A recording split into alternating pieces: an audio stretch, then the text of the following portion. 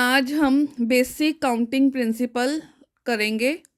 If we have to perform n operations and there are n1 different ways to perform first operation. हमारे पास अगर n operations हमने perform करने हैं और उन n ऑपरेशन में से फर्स्ट ऑपरेशन को परफॉर्म करने के लिए n1 डिफरेंट वेज हैं। सिमिलरली सेकंड ऑपरेशन को परफॉर्म करने के लिए n2 डिफरेंट वेज हैं। थर्ड ऑपरेशन को परफॉर्म करने के लिए n3 डिफरेंट वेज हैं and so on, means fourth के लिए n4। Then total number of ways to perform n operations. अगर हमने n ऑपरेशंस परफॉर्म करने हैं तो उनको परफॉर्म करने के जो टोटल नंबर ऑफ वेज होंगे वो होंगे n1 into n2 so on till n। इसको हम बेसिक काउंटिंग प्रिंसिपल बोलते हैं। दो तरह के मेनली प्रिंसिपल हैं, पहला है सम रूल, सेकंड है प्रोडक्ट रूल। सम रूल क्या होता है? If there are two jobs such that they can be performed independently in m ways and n ways. एक जॉब दूसरे के ऊपर डिपेंड नहीं है, दोनों जॉब्स इंडिपेंडेंट है। Then number of ways in which either of the two jobs can be performed. Either मतलब दोनों इकट्ठी नहीं परफॉर्म होंगी, दोनों में से कोई एक परफॉर्म होगी तो उसको परफॉर्म करने के हमारे पास m+n वेज होंगे। नेक्स्ट है प्रोडक्ट रूल। प्रोडक्ट रूल में क्या होता है? If there are two job such that one of them can be done in m ways. दो जॉब में से पहली को करने के m वेज हैं and when it has been done, और जब वो हो जाती है फिर हम सेकंड जॉब भी करेंगे और उसको करने के n वेज हैं। मींस यहाँ पे हमने दोनों जॉब करनी है। ऊपर वाले में आइदर मेंशन था, यहाँ आइदर नहीं है, यहाँ पे दोनों होंगी। उसको करने के m इंटू n वेज होंगे। एक एग्जाम्पल देखते हैं, एक क्वेश्चन देखते हैं हम। In a class there are 10 boys and 8 girls. एक क्लास में 10 बॉयज हैं, 8 गर्ल्स हैं। The teacher wants to select either a boy or a girl. Teacher ने या तो एक लड़का सिलेक्ट करना है या एक लड़की सिलेक्ट करनी है to represent the class in a function. Function में क्लास को रिप्रेजेंट करने के लिए। In how many ways the teacher can make this selection. और कितने वेज में टीचर इस सिलेक्शन को कर पाएगी। अब आइदर वर्ड है तो सम रूल लगाएंगे हम इसके अंदर। The teacher can select a boy, क्योंकि टोटल बॉयज़ 10 थे तो बॉयज़ को सिलेक्ट करेगी तो 10 वेज उसके पास आ जाएंगे। और अगर वो गर्ल को सिलेक्ट करेगी तो टोटल वेज 8 हैं, तो उसके पास टोटल ऑप्शंस कितनी होगी? 10+8। या तो वो बॉय सिलेक्ट करेगी या फिर वो गर्ल सिलेक्ट करेगी। एक नेक्स्ट एग्जांपल और देखते हैं। There are 3 students for a classical, 5 for mathematical and 4 for physical science scholarship. एक स्कॉलरशिप है जिसमें कि 3 क्लासिकल स्टूडेंट्स को मिल सकती, 3 क्लासिकल स्टूडेंट्स हैं, 5 मैथमेटिकल स्टूडेंट्स हैं और 4 फिजिकल साइंस स्टूडेंट्स हैं। इन how many veg one of these scholarship be awarded. लेकिन एक ही स्कॉलरशिप देनी है तो कितनी ऑप्शंस बन जाएंगी? एक देनी है, सारी नहीं है। मीन्स अगर तो मैथमेटिकल साइंस का स्टूडेंट है तो 3 वेज है। अगर क्लासिकल का है तो 3 है। मैथमेटिकल का, अगर मैथमेटिकल के 5 हैं तो 5 वेज हैं। अगर फिजिकल साइंस के स्टूडेंट को देते हैं तो 4 है। तो टोटल चॉइसेस कितनी हो गई? 3 + 5 + 4 मीन्स 12 वेज में हम इस स्कॉलरशिप को दे सकते हैं। नेक्स्ट एक और क्वेश्चन है। In a class there are 10 boys and 8 girls. The teacher wants to select a boy and a girl to represent the class in a function. In how many ways can the teacher make this selection. अब यहाँ पे and है, इसके साथ का same question किया था, वहाँ आइदर था, वहाँ हमने सम रूल लगाया था। यहाँ एंड है तो यहाँ हम प्रोडक्ट रूल लगाएंगे। तो the teacher can make this selection bye, या तो वो 10 बॉयज़ में से एक बॉय सिलेक्ट करेगी या वो 8 गर्ल्स में से एक, दोनों ही सिलेक्ट करेगी, 8 गर्ल्स में से एक। अब उसने 2 चॉइसेस हैं प्रोडक्ट रूल में। बॉयज़ के लिए कितने वेज है? 10। गर्ल के लिए 8। तो total veg 10 × 8 = 80।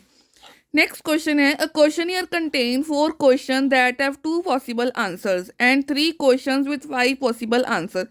How many ways are there to answer the questionnaire. 4 question के आंसर्स 2 हैं, जैसे ट्रू फॉल्स टाइप होते हैं। एक ऑप्शन ट्रू होगी, एक ऑप्शन फॉल्स होगी। और 3 क्वेश्चन के 5 वेज हैं, तो बताओ कि उस क्वेश्चनियर को करने के टोटल कितने वेज होंगे। तो अगर तो ट्रू फॉल्स वाले हैं तो कितने 4 क्वेश्चन हैं, 1 2 3 4। पहले को फिल करने के 2 वेज, सेकंड के लिए 2, थर्ड के लिए 2, फोर्थ के लिए 2, तो 2 की पावर 4। अब अगर नेक्स्ट जो 3 क्वेश्चन हैं उसको फिल करने के 5 वेज हैं, ठीक है, कितने वेज हैं, 5। मीन्स फर्स्ट क्वेश्चन के लिए 5 ऑप्शन, सेकंड के लिए 5, थर्ड के लिए 5, तो इसके लिए कितनी हो गई, 5 की क्यूब। तो टोटल दोनों का प्रोडक्ट कर देंगे। अब नेक्स्ट एक और क्वेश्चन देखते हैं। 5 person enter the lift cabin on the ground floor of an 8 floor building. 5 person है, 8 फ्लोर की एक बिल्डिंग है, उसमें एक लिफ्ट लगी हुई है, कैबिन्स लगे हुए, लिफ्ट कैबिन्स है, ठीक है। Suppose each of them can leave the cabin independently. वो इकट्ठे नहीं आए हैं, वो पांचों अलग अलग इंडिपेंडेंटली कैबिन को लीव करते हैं at any floor beginning with the first. अब इट मीन्स वो ग्राउंड फ्लोर से नहीं बिगिन कर रहे हैं, फर्स्ट फ्लोर से बिगिन कर रहे हैं। तो हमारे पास 7 फ्लोर में से 8 फ्लोर थी, ग्राउंड फ्लोर चली गई, तो टोटल हमारे पास अब वो 7 फ्लोर में से किसी से भी वो एंटर कर सकते हैं, ठीक है। Find the total number of ways in which each of 5 person can leave the cabin at any one of the 7 floor. वो 7 फ्लोर में से किसी भी फ्लोर से लीव कर सकते हैं। सेकंड है एट डिफरेंट फ्लोर, मतलब एट एनी मतलब हो सकता है कि 2 लोग फर्स्ट फ्लोर में से चले गए हों, और सेकंड ऑप्शन में क्या है कि डिफरेंट मतलब रेपिटेशन जो है वो अलाउड नहीं है।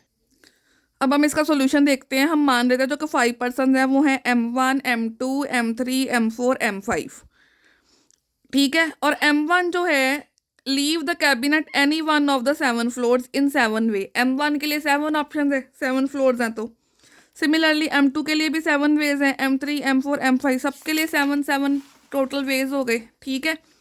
तो प्रोडक्ट रूल से क्या आ जाएगा, 7 × 7 × 7 5 टाइम्स 7 की पावर 5। सेकंड में क्या था कि डिफरेंट, मीन्स अगर M1 के लिए 7 ऑप्शन थी, वो किसी भी फ्लोर से एंटर कर लेगा।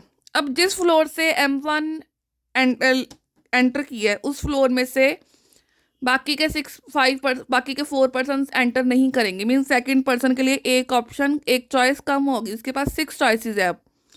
अब इन दोनों ने जिस फ्लोर को यूज़ किया है वो दोनों को छोड़ के बाकी थर्ड पर्सन के लिए वो 2 चॉइसेस कम हो गई हैं, उसके लिए 5 चॉइसेस हैं। फोर्थ के लिए 3 कम हो गई हैं, 4 चॉइसेस हैं।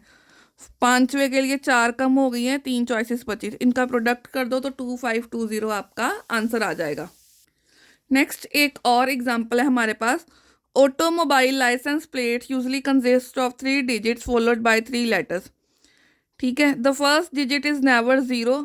पहले डिजिट्स आएंगे फिर लेटर्स आएंगे, 6 डिजिट्स का कोई नंबर प्लेट जैसे होती है वैसे उसने ऑटोमोबाइल लाइसेंस प्लेट्स हैं।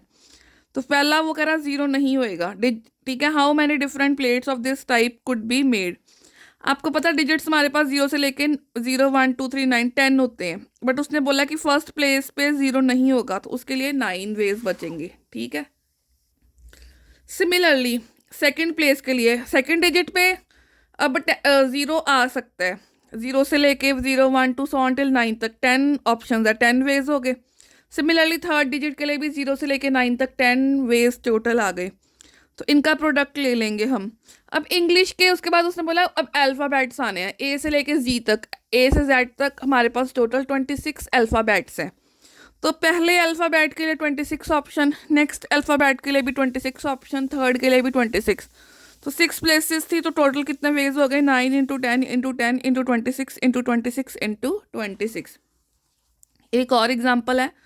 For a set of 5 true or false questions, no student has written all correct answer and no student have given the same sequence of answer. किसी भी स्टूडेंट ने correct answer और same sequence में answer नहीं दिया, मतलब सबने कोई ना कोई गलत ज़रूर किए। Find the maximum number of student in the class for this to be possible. तो आप बताओ कि कितने स्टूडेंट्स क्लास में पॉसिबल हो सकते हैं इस सिचुएशन के लिए। अब ट्रू फॉल्स क्वेश्चन है तो 2 वेज होंगे, या ट्रू होगा या फॉल्स होगा। 5 क्वेश्चन हैं, तो पहले क्वेश्चन के लिए 2 चॉइसेस, दूसरे के लिए 2, तीसरे के लिए 2, फोर्थ के लिए 2, पांचवे के लिए 2, तो 2 की पावर 5, 32 वेज हो गए, ठीक है।